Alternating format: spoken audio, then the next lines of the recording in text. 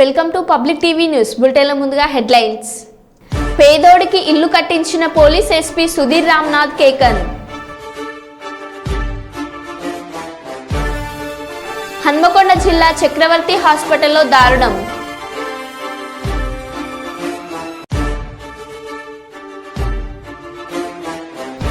Ramya nursing కళాశాలలో సమస్యలు పరిష్కారం చేయాలంటూ అమ్మాయిలకు రక్షణ కల్పించాలి SFI demand. Dial your collector కార్యక్రమానికి విశేష స్పందన.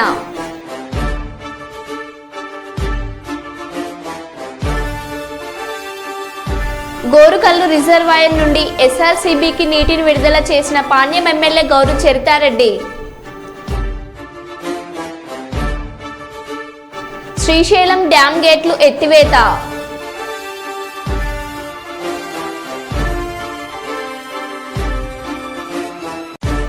135 ఏళ్ల చార్మినార్ చరిత్ర గాయం.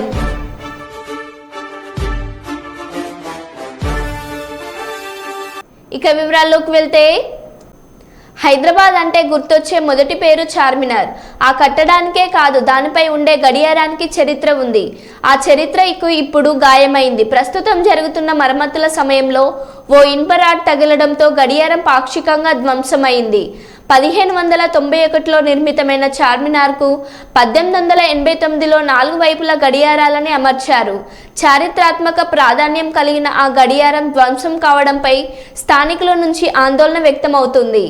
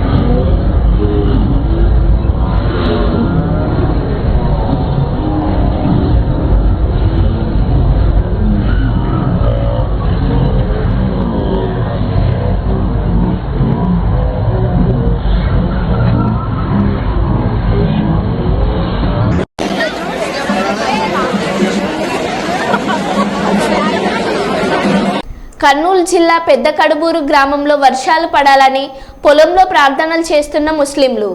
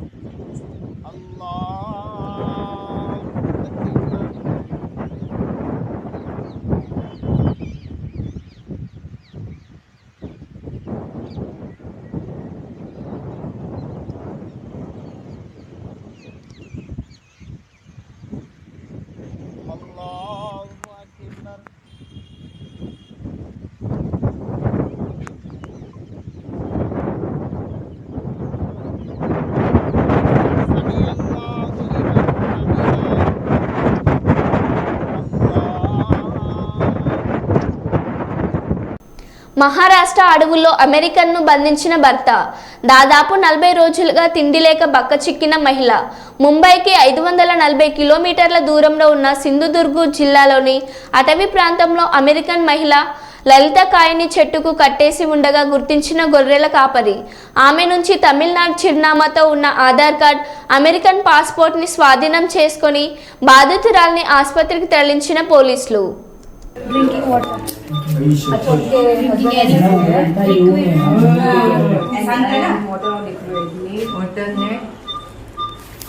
Intravenous food. Okay. Product no नहीं तर मग इले intravenous मागते. 40 days ओके मैं एनएस लग गया without. You're without food for 40 days. दिसतात ना तिचं चौरंगी बघा सगळं कंडिशन बेड हस्बैंड इंजेक्शन दिले Husband tied Tied to हा sir and he tied me in the forest. You will Die husband in this. ऐसा husband write name of husband write husband name address I am a I am crime victim. Write name of husband husband mobile number mobile number Lalita, full address Lalita, which country Lalita, write your address. Full weight दाखवत असतात तू बघ ना चाळीस रुपयाची म्हणजे हिशोब कर ना Female आहे यस नवरा कुठला Name नवरा and इथला husband's आहे. name. इंजेक्शन दिले लॉक होण्यासाठी ते काढायचं बीपी काढायचा घेतलं ना लिहून हो बीपी काढ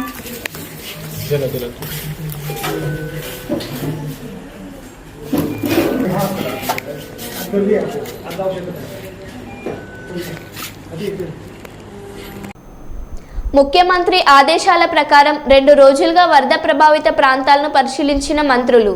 పునరావాస కేంద్రాలకు వెళ్లి బాధితులతో మాట్లాడి ప్రభుత్వ సహాయం అందుతున్న తీరుని అడిగి తెలుసుకున్న మంత్రులు. నష్టపోయిన రైతుల నుంచి వివరాలు అడిగి తెలుసుకున్న మంత్రులు.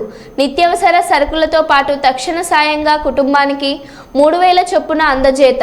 గోదావరి పరివాహక ప్రాంతంలో బలహీనంగా ఉన్న ఏడిగేట్లను గుర్తించి రక్షణకు ఏర్పాట్లకు చర్యలు. ఇంతలోనే విపత్తు వచ్చింది. గోదావరి నది ఉప్పొంగింది. దానివల్ల అటు వెస్ట్ గోదావరి, ఈస్ట్ గోదావరిలో చాలా ప్రాంతాలు ముంపుకు గురయ్యాయి. చాలా గ్రామాలు ముంపుకు గురై ప్రజలు చాలా అవస్థలు పడుతున్నారు. మీరందరూ సజీవ సాక్షులు. గతంలో కూడా మీరు పనిచేశారు. గత 5 సంవత్సరాలు ఎప్పుడైనా ఒక విపత్తు వస్తే, ఎప్పుడైనా వరదలు వస్తే ముఖ్యమంత్రి ఎప్పుడైనా సరే రివ్యూ తీసుకొని అధికార యంత్రాంగానికి అలర్ట్ చేసినటువంటి రోజు ఒక్కటైనా ఉందా? ఆ రోజు 5 సంవత్సరాల్లో ఒక మంత్రి అయినా, ఒక అధికారి అయినా గ్రామాలకు వెళ్ళి పేదవాడికి పలకరించినటువంటి దాఖలాలు ఎక్కడైనా ఉందా? మొన్న ఎప్పుడైతే భారీ వర్షాలు వస్తాయి, గోదావరి నదికి విపరీతంగా వరదొస్తుందని తెలిస్తే మా విపత్తుల శాఖ మంత్రి శ్రీమతి అనిత గారు జూమ్లో కాన్ఫరెన్స్ తీసుకొని కలెక్టర్లకు అలర్ట్ చేశారు. ఏవైతే ముంపు ప్రాంతాలు ఉన్నాయో, ముంపు మండలాలు ఉన్నాయో అధికార యంత్రాంగానికి అప్రమత్తం చేసి ఏ ఒక్క ప్రాణ నష్టం జరగకూడదు. వారందరికీ సురక్షిత ప్రాంతాలకి తరలించడమే కాదు, మీరు చూశారు గతంలో వరదొస్తే తరలించి వారికి బస్తాల్లాగా ఒక స్కూల్లోనో కొట్లోనో పెట్టేయడమే తప్ప ప్రభుత్వాలు చూడక ఆర్తనాదాలు విన్నాం. మాకు భోజనం అందడం లేదు, పిల్లలకు పాలు అందడం లేదు, సకాలంలో నీళ్లు లేవు, టాయిలెట్స్ లేవని. ఈ 5 రోజుల్లో ఎక్కడైనా ఒక వార్త వచ్చిందా? భోజనాలు పెట్టాం, పిల్లలకు పాలు ఇచ్చాం, వాటర్ ఇచ్చాం. వాళ్ళు మళ్ళీ నార్మల్గా వచ్చి ఇంటికి వెళ్ళేసరికి 3000 రూపాయలు పరిహారం కూడా ఇచ్చి వాళ్ళందరికీ న్యాయం చేశాం. ఈరోజు ఈరోజు ఈ 2-3 జిల్లాలు తిరుగుతుంటే గత ప్రభుత్వం పాపాల వల్ల ఏవైతే పురాతనమైనటువంటి కాలువలు ఉన్నాయో, గెడ్డలున్నాయో 5 సంవత్సరాలు గాలికి వదిలేశారు. కనీస స్థాయిలో మెయింటెనెన్స్ చేయలేదు. కనీసం ఒక తట్టెడు మట్టి తీసి ఆ కాలువలో ఉన్నటువంటి అడ్డు కూడా తీయకపోవడం వల్ల నిన్న వచ్చినటువంటి వరదలకి ఆ కాలువలు పొంగి వేల ఎకరాలు రైతు పెట్టినటువంటి పంట పూర్తిగా నాశనం అయిపోయింది. నిన్న ఈరోజు చంద్రబాబు నాయుడు గారు అసెంబ్లీలో భూపాలపల్లి అంగడిమణి మైదానంలో నిషేధిత గంజాయి అమ్ముతున్న 3 వ్యక్తులు అరెస్ట్. వారి నుండి 83,375 రూపాయల విలువ చేసే 3 కిలోల 335 గ్రాముల ఎండు గంజాయి స్వాధీనం చేశారు. కేసు నమోదు చేసి రిమాండ్కు తరలించనున్న పోలీసులు. ఈరోజు ఉదయం ఇన్ఫర్మేషన్ మీద భూపాలపల్లి ఎస్ఐ సుధాకర్ తన ఫోర్స్ తోటి వెజిటేబుల్ మార్కెట్ భూపాలపల్లిలో వెహికల్స్ చెకింగ్ చేస్తుండగా ఒక 3 పర్సన్స్ అనుమానాస్పదంగా ఆడ దొరికిన వాళ్ళను చెక్ చేస్తే పేర్లు ఏమిటంటే వాళ్ళు దేవర కిషోరు, అతను మన కాశీపల్లి భూపాలపల్లి, అదేవిధంగా మోకిడి అజయ్, ఇతను కూడా కాశీపల్లి భూపాలపల్లి ప్రాపర్. తర్వాత 3rd పర్సన్ రెడ్డబైన అరవింద్ అని చెప్పి ఇతన్ని రంగాపూర్ హుజరాబాద్ దగ్గర, వీళ్ళ ముగ్గురు దగ్గర కూడా 3 kgs 335 grams కూడా దొరకడం జరిగింది. సో ఫర్దర్ ఇన్వెస్టిగేషన్ చేస్తున్నాం. దీనికి మానిటరింగ్ చేసిన ఎస్ఐ గారిని, తర్వాత సుధాకర్ ఎస్ఐ, ప్రసాద్ ఎస్ఐ గారిని కూడా అప్రిషియేట్ చేయడం జరిగింది. భవిష్యత్తులో కూడా భూపాలపల్లిలో ఎటువంటి గాంజాయి కూడా లేకుండా పూర్తి స్థాయిలో నిర్మూలనకు అందరం కృషి చేస్తాం. కాకినాడ జిల్లా కాకినాడ నగరం గాంధీనగర్లో ఉన్నటువంటి రమ్య కాలేజీలో బీఎస్సీ నర్సింగ్ మొదటి 2వ సంవత్సరాలు చదువుతున్నారు. కళాశాలలో పూర్తి స్థాయిలో అధ్యాపకులు లేరు. అధ్యాపకులు లేకపోవడం వలన విద్యార్థులు ఏ విధంగా చదువుకోగలరని ప్రశ్నించారు. పాఠాలు చెప్పేవారు లేనప్పుడు పరీక్షలో ఉత్తీర్ణత ఎలా సాధిస్తారన్నారు. సరైన తరగతి గదులు కూడా లేవు అని అన్నారు. కళాశాలలో అధ్యాపకులు నియమించాలి మరియు కళాశాలలో ఉన్నటువంటి హాస్టల్లో నాణ్యమైన భోజనం పెట్టలేదు. భోజనం బాగోపోవడం లేదని చెప్తే కనీసం మార్చడం మానేసి బానే పెడుతున్నామని సమాధానం చెప్తున్నారు. కళాశాల హాస్టల్ వార్డెన్ సౌకర్యం కూడా లేదు. కావున హాస్టల్కు వార్డెన్ నియమించాలి. అలాగే కళాశాలకు ప్రిన్సిపల్ నియమించాలి. విద్యార్థుల వద్ద రమ్య కళాశాల మేనేజర్ అయినటువంటి పితాని అన్నవరం గారు విద్యార్థులతో అసభ్యంగా ప్రవర్తిస్తున్నారు. వారిపై కూడా చర్యలు తీసుకోవాల్సిందిగా భారత విద్యార్థి ఫెడరేషన్ SFI విద్యార్థులు డిమాండ్ చేశారు. అనంతరం కలెక్టర్ కార్యాలయం బయట నిరసన వ్యక్తం చేశారు.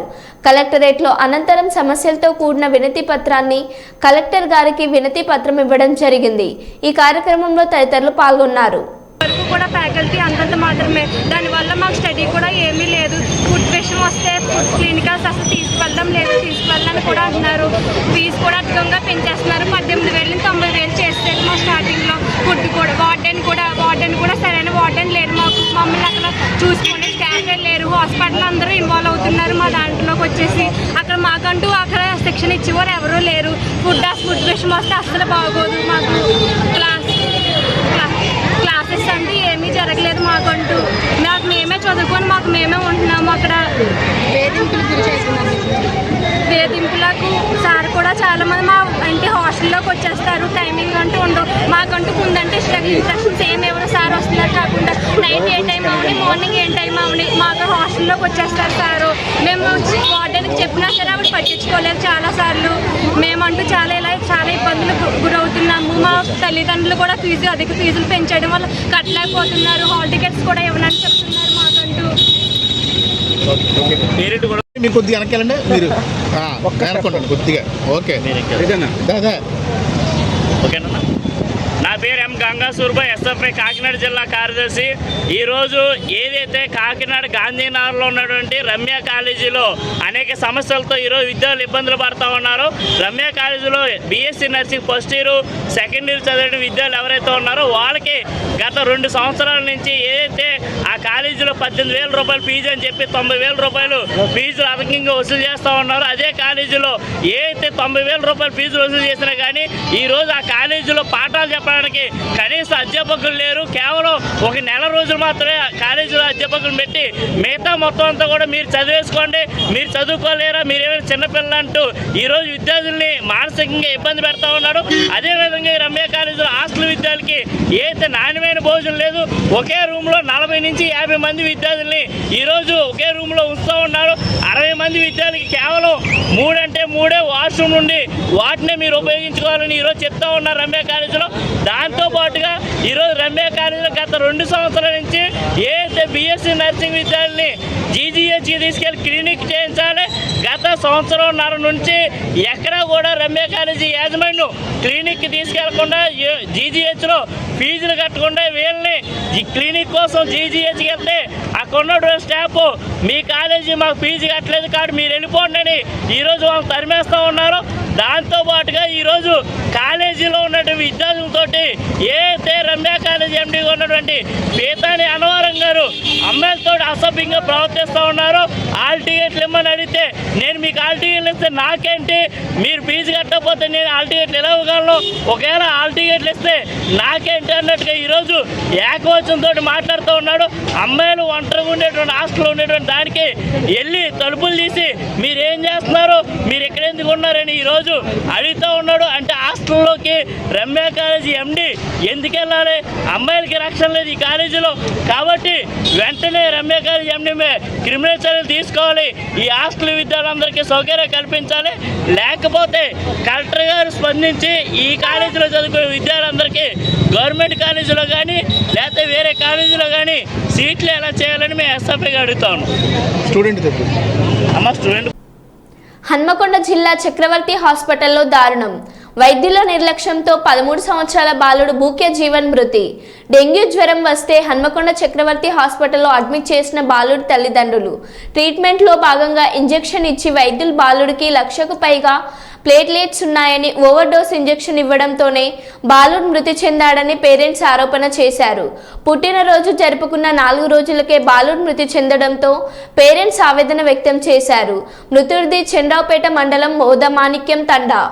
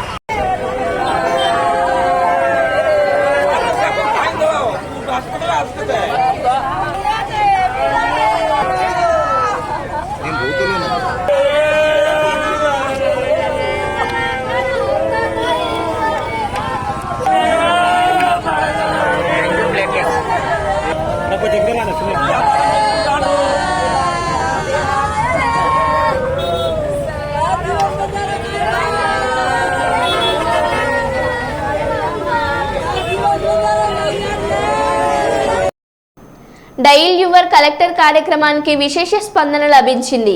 సోమవారం ఉదయం 9:30 నుంచి 10:30 గంటల వరకు జిల్లా కలెక్టర్ శివశంకర్ లోతేటి నిర్వహించిన డయల్ యువర్ కలెక్టర్ కార్యక్రమంలో మొత్తం 10 మంది ఫోన్ ద్వారా తమ సమస్యలను విన్నవించారు.